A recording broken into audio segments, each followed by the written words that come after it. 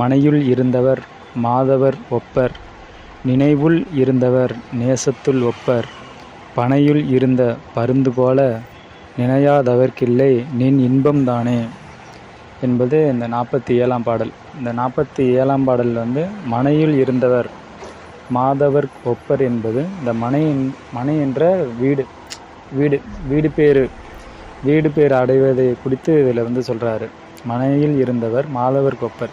யார் முக்தி அடைந்து ஒரு நிலைக்கு செல்கிறார்களோ அவர் வந்து மாதவர் என்ற யாருக்கு ஒப்பர்? மாதவர்.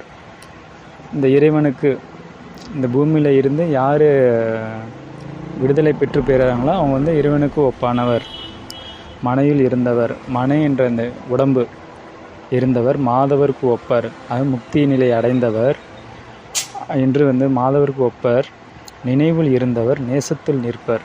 நினைவுள்